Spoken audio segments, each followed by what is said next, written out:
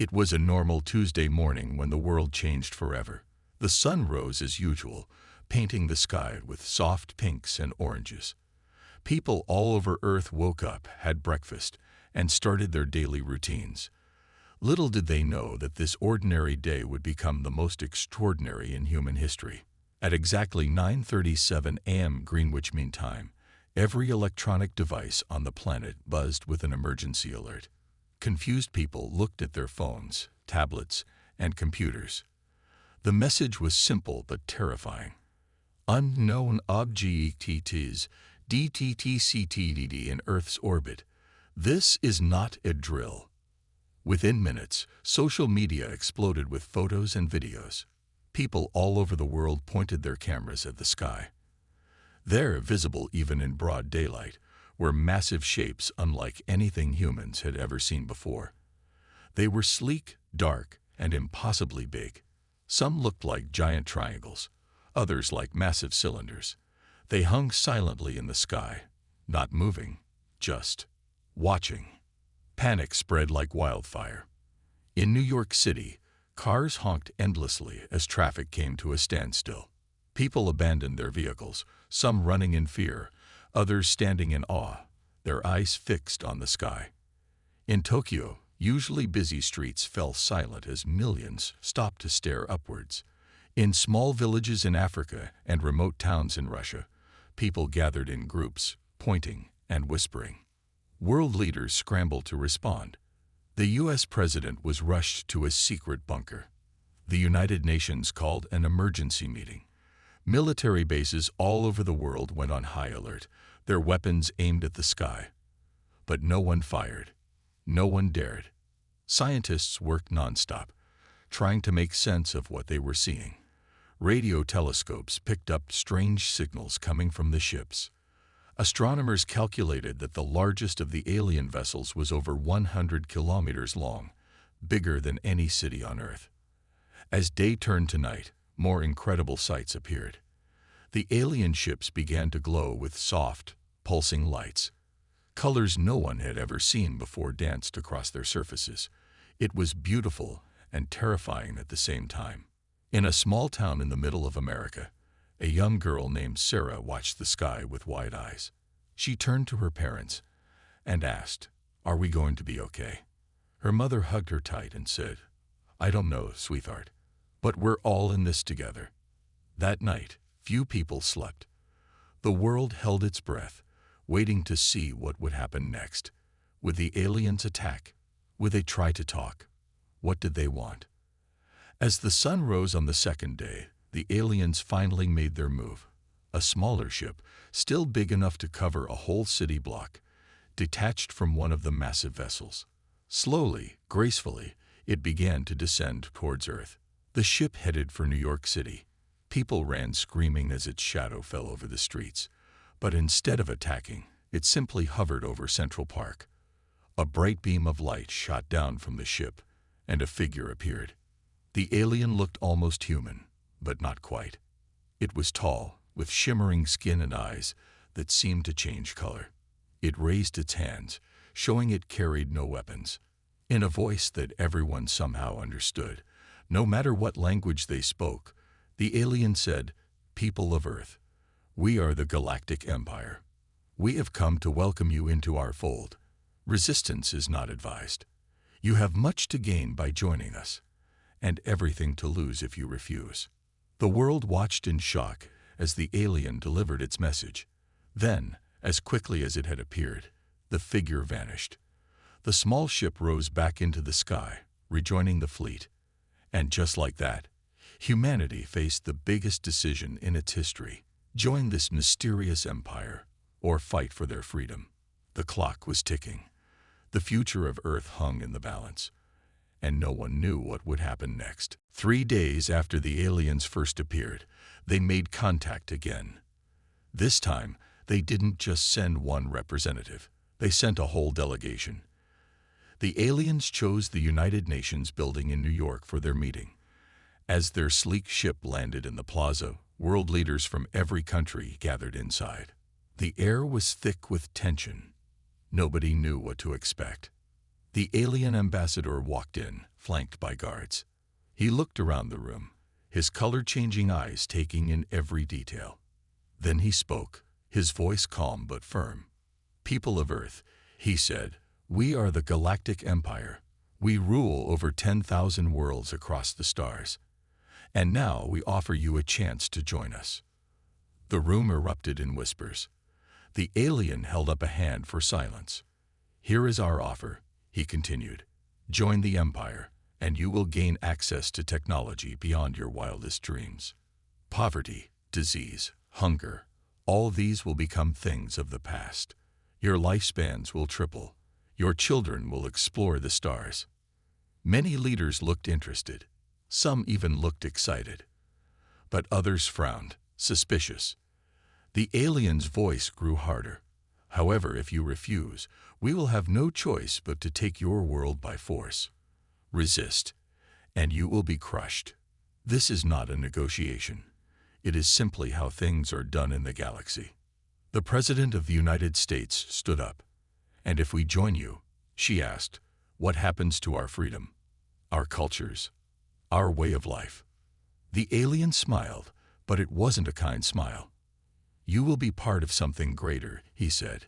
"Individual concerns must be set aside for the good of the Empire." Now more leaders looked worried. The alien continued, "You have 7 Earth days to decide. When we return, we expect your answer and your complete surrender."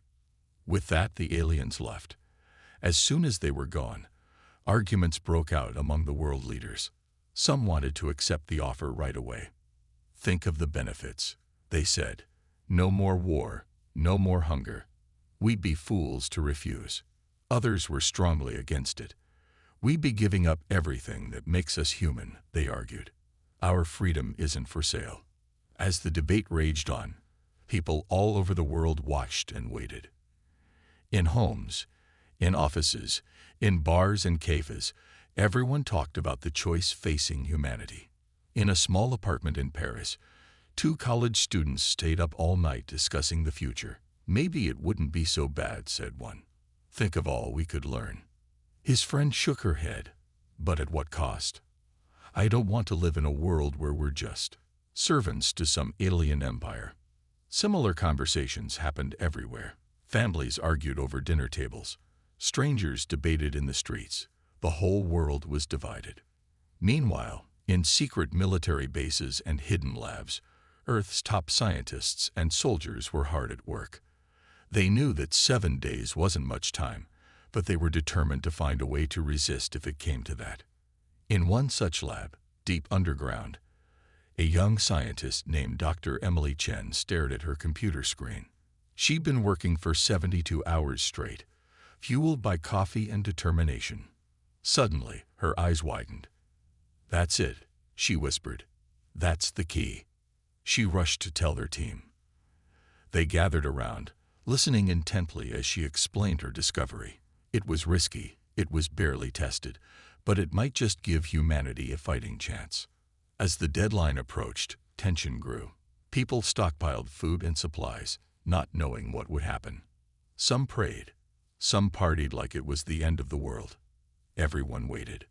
On the 7th day, world leaders gathered once again at the UN. They had made their decision. As the alien ship descended from the sky, humanity held its breath. The future of Earth was about to be decided. But the aliens were in for a surprise. Humans weren't going to give up their home without a fight. And they had a few tricks up their sleeves that the mighty Galactic Empire never saw coming. While the world debated and prepared for the aliens' return, a secret project was underway. Deep beneath the Rocky Mountains, in a hidden facility known only to a few, Earth's brightest minds were working nonstop. Dr. Emily Chen, the young scientist who had made a breakthrough, stood in front of a large screen. Around her, a team of scientists, engineers, and military personnel listened intently. "For years," she began, "we've been studying the possibility of manipulating quantum fields. We thought it might lead to better computers or new energy sources. But now, it might just save our planet." She pressed a button, and a 3D model appeared on the screen. It showed a device that looked like a mix between a satellite dish and a giant light bulb. "We call it the Quantum Field Disruptor, or QFD," Dr. Chen explained. "In theory, it can create a field that interferes with any advanced technology. Spaceships, weapons, even their communication devices, all could be rendered useless." A general stepped forward, his face skeptical. "In theory?" he asked. "We're betting the fate of our world on a theory." Dr. Chen nodded. "I know it sounds crazy, but we've tested it on the most advanced tech we have. It works. The problem is, we've never scaled it up to this level before." The room buzzed with nervous energy. Someone asked, "What are the risks?" "Many," Dr. Chen admitted. "If it works too well, it could knock out our own tech too. If it doesn't work well enough, it won't stop the aliens. And if something goes wrong, well, let's just say quantum fields are tricky things." For a moment, silence filled the room. Then, a voice spoke up. It was Sarah, the young girl from the small town, now a teenager. She had been brought in because of her unique ability to understand and interact with quantum fields, a rare talent that had made her invaluable to the project. "We have to try," Sarah said firmly. "It's our only chance." The next few days were a blur of activity. All over the world, secret teams began setting up QFD devices. They were hidden on mountaintops, in deserts, even underwater. Each one was connected to a central control system in the Rocky Mountain base. As they worked, news came that the alien ships were moving. They were taking up positions around the Earth, clearly preparing for something big. Time was running out. On the night before the aliens' deadline, Dr. Chen and her team made final checks. The tension was so thick you could cut it with a knife. "All systems are go," reported a technician. Dr. Chen looked at Sarah, who nodded. "I can feel the fields," the girl said. "They're ready." Just then, alarms blared.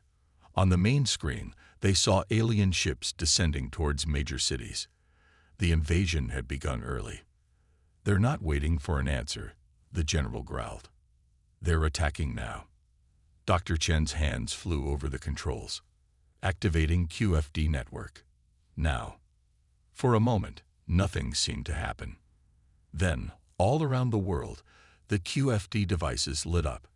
A strange, shimmering field spread across the sky.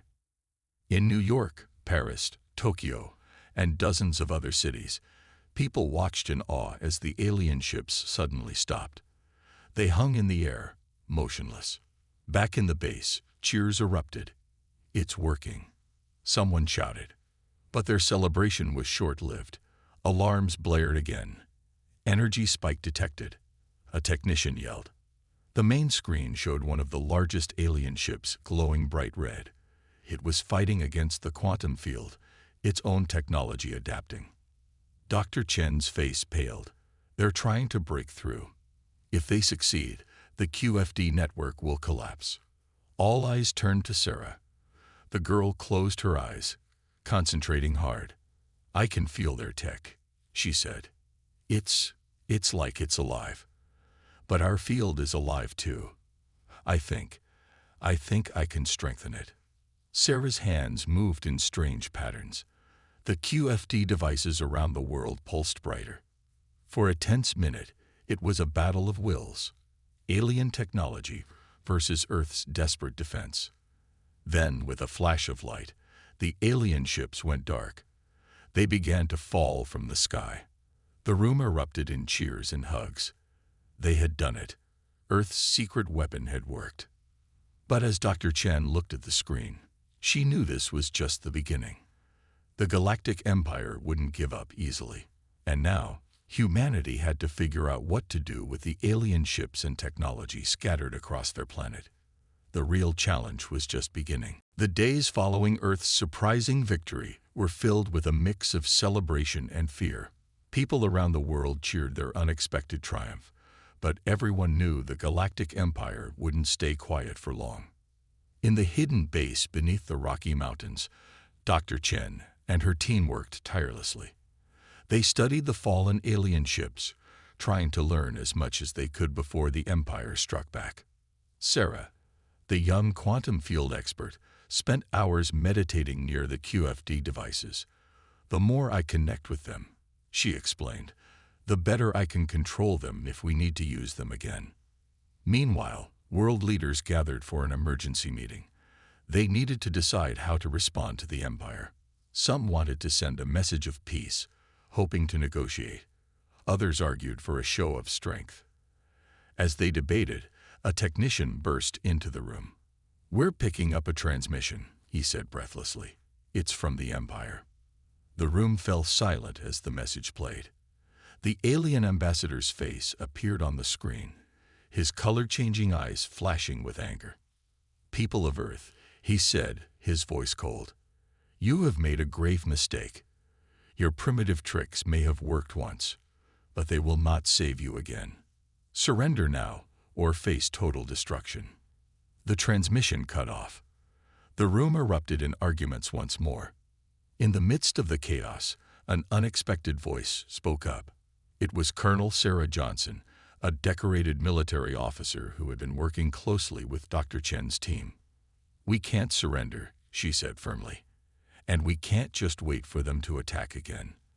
We need to send them a message they can't ignore." Her plan was bold. Earth would send a small team in one of the captured alien ships to deliver a warning directly to the Empire's fleet.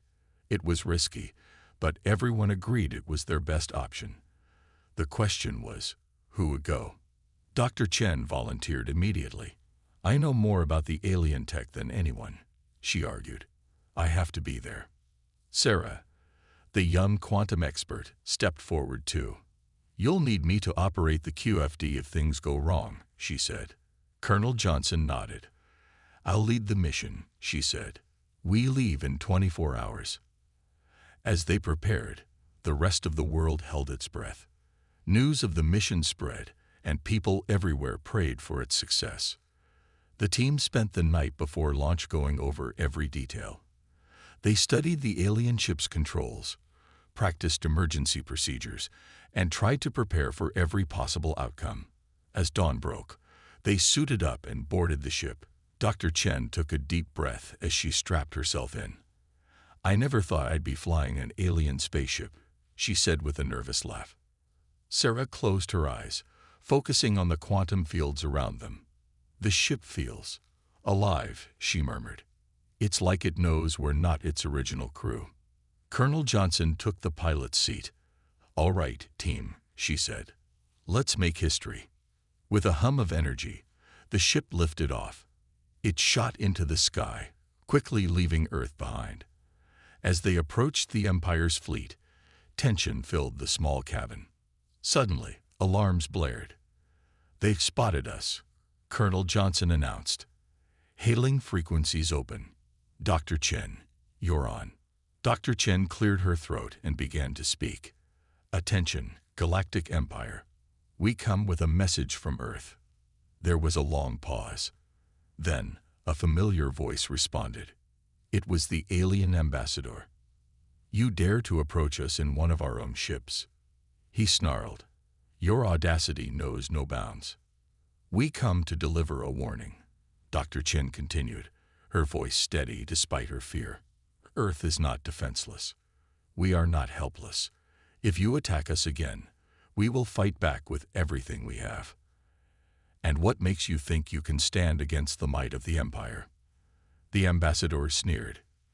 That's when Sarah spoke up. "Because we have something you don't," she said. "We have the will to be free. And we'll never stop fighting for that freedom." There was silence from the Empire's ship. Then, Colonel Johnson added the final touch to their warning.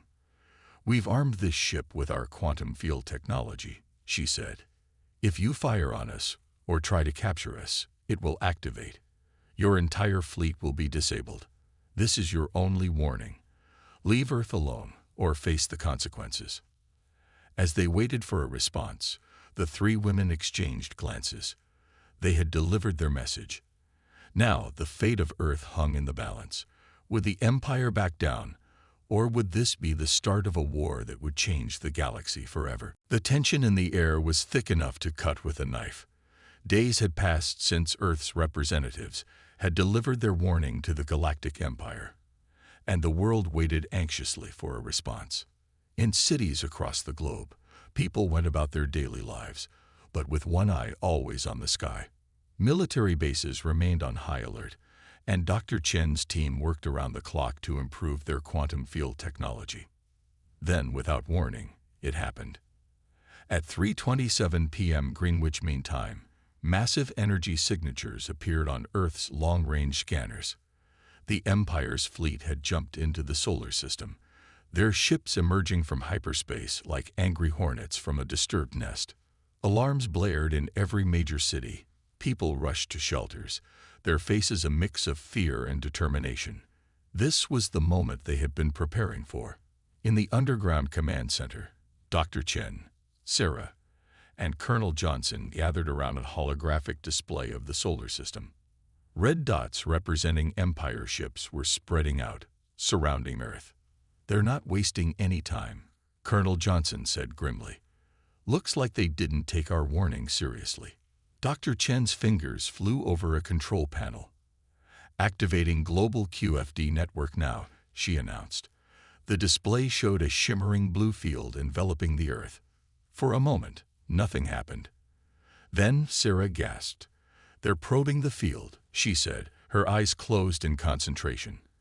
"I can feel their scanners trying to find a weak spot." Suddenly, a brilliant flash of light lit up the display. One of the Empire's ships had fired a massive energy weapon at Earth. The beam struck the quantum field and dissipated harmlessly. Cheers erupted in the command center, but Colonel Johnson silenced them quickly. "Don't celebrate yet," she warned. "They're just getting started." She was right. More beams lanced out from the Empire ships, hammering the quantum field from all directions. Sarah gritted her teeth, sweat beading on her forehead as she worked to maintain the field's integrity. "We can't keep this up forever," Dr. Chen said, worry creeping into her voice. "The QFD network is draining power faster than we expected." Colonel Johnson nodded. "Then it's time for Phase 2. Dr. Chen, prep the counterattack." Dr. Chen hesitated for a moment. What they were about to do had never been tested on this scale, but they had no choice. She entered a complex series of commands into her console. Around the world, hidden launchers powered up. They weren't loaded with ordinary missiles, but with miniature versions of the QFD devices. As the Empire continued its barrage, Earth prepared to strike back. "Counterattack ready," Dr. Chen reported. Colonel Johnson took a deep breath. Fire. Hundreds of QFD missiles streaked into the sky, their trails forming a beautiful yet terrifying web across the globe. The Empire ships, focused on breaking through Earth's defenses, didn't react in time. The missiles detonated, each one creating a small quantum disruption field. Where they struck, Empire ships suddenly went dark, their systems overloaded by the unfamiliar energy. On the holographic display, red dots began to wink out one by one. Empire ships, robbed of power, began to drift helplessly in space. But the victory was short-lived. A massive ship, easily 10 times the size of the others, appeared at the edge of the solar system. Its hull was covered in strange, pulsing symbols. "What is that?" Sarah asked, her eyes wide. An Empire transmission cut through their communications. The alien ambassador's face appeared on their screens, his color-changing eyes now a deep, angry red. "Foolish humans," he snarled. "You dare to strike against us? Then feel the wrath of our world-breaker." The massive ship began to glow, energy building up around it in a terrifying display of power. It was clear that this weapon was designed to overcome any defense, even their quantum field. Dr. Chen's face paled. "If that thing fires, I don't think we can stop it." Colonel Johnson's jaw set in a determined line. "Then we don't let it fire. Sarah, can you extend the quantum field? Push it out towards that ship." Sarah nodded, though she looked uncertain. I think so." but I've never projected it that far before. You can do it, Dr. Chen assured her. We believe in you. As the world breaker continued to power up, Sarah closed her eyes and concentrated harder than she ever had before. She reached out with her mind, extending the quantum field beyond Earth, pushing it towards the massive Empire ship. It was a battle of wills and technology, the Empire's ultimate weapon versus Earth's desperate defense. The fate of the planet hung in the balance. Who would win this crucial first strike? The entire world held its breath as Sarah pushed the quantum field towards the Empire's worldbreaker. In the command center, Dr. Chen and Colonel Johnson watched anxiously as the blue shimmer of the field stretched further than it ever had before. Sarah's face was tight with concentration, sweat beading on her forehead. It's so far, she gasped. I don't know if I can reach it. Just then, an unexpected voice crackled over the comm system. You're not alone, Sarah. It was Dr. Amit Patel, one of the scientists who had helped develop the QFD technology. We're all with you. The whole world is with you. As if on cue, reports started flooding in from around the globe. People everywhere were gathering in open spaces, holding hands, and focusing their thoughts on Sarah and the quantum field. It was as if the collective will of humanity was lending her strength.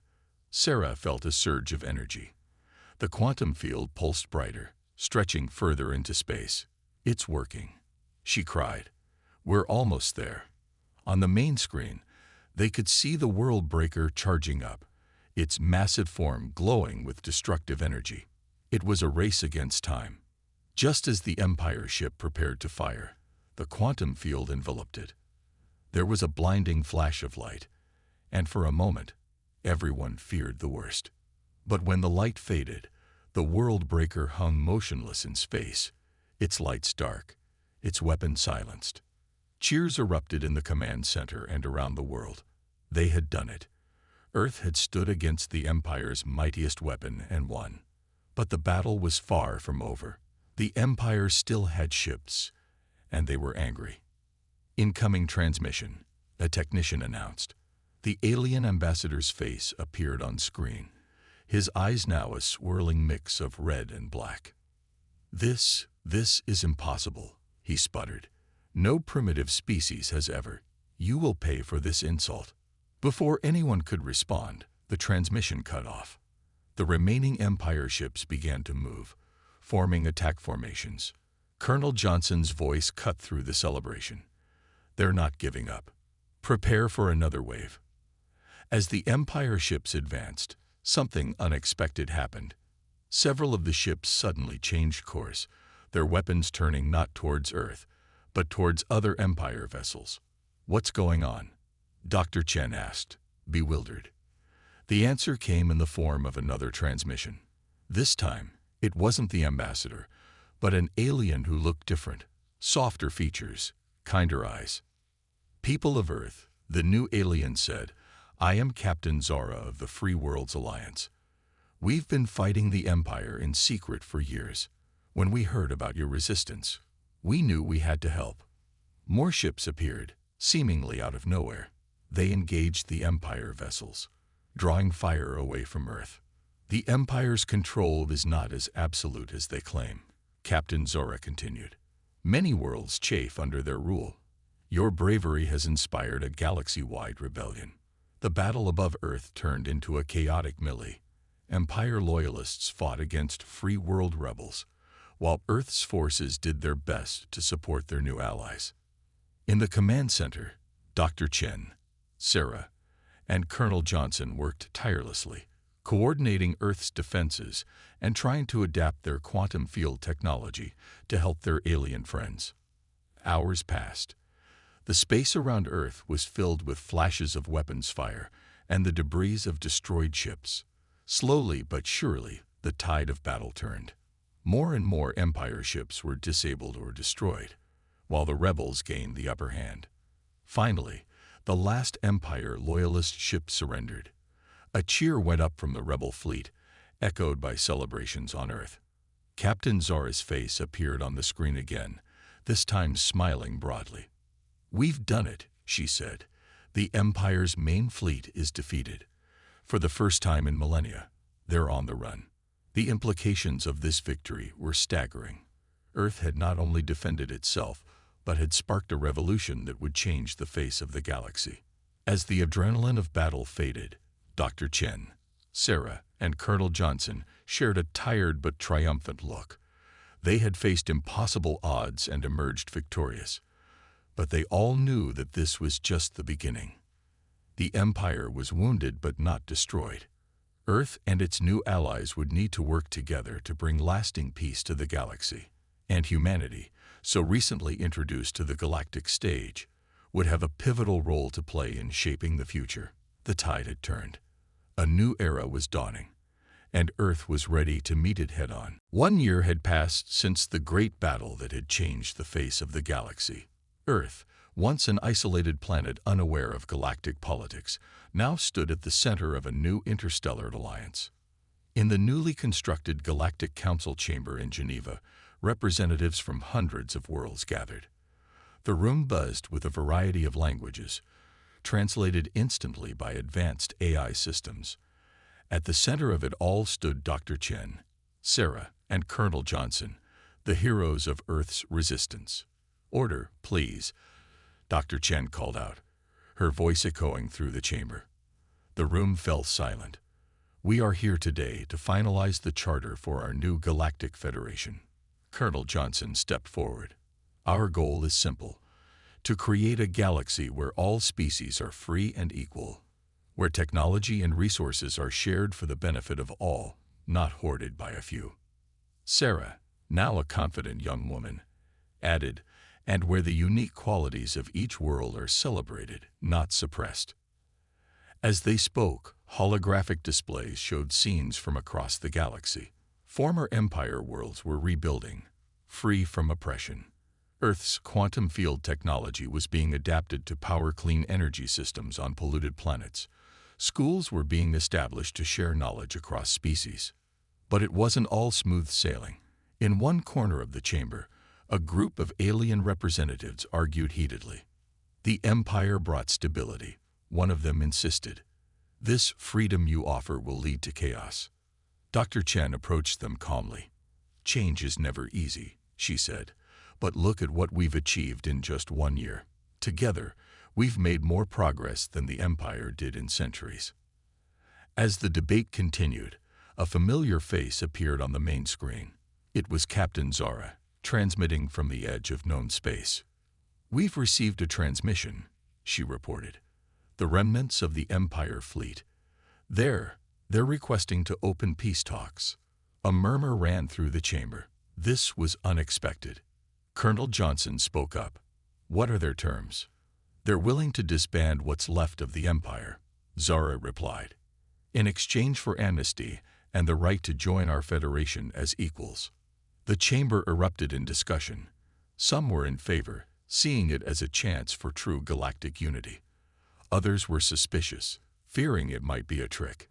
Sarah closed her eyes, reaching out with her now finely tuned quantum senses. "I don't sense any deception," she said. I think they're genuinely tired of fighting." Dr. Chen nodded. "Then perhaps it's time to extend the hand of friendship. After all, isn't that what our federation stands for?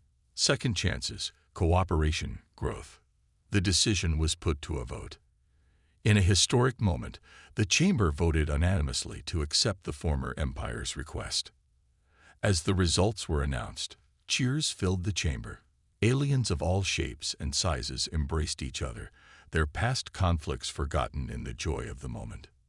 Dr. Chen, Sarah, and Colonel Johnson shared a smile. They thought back to that day a year ago, when the Empire had first appeared in Earth's skies.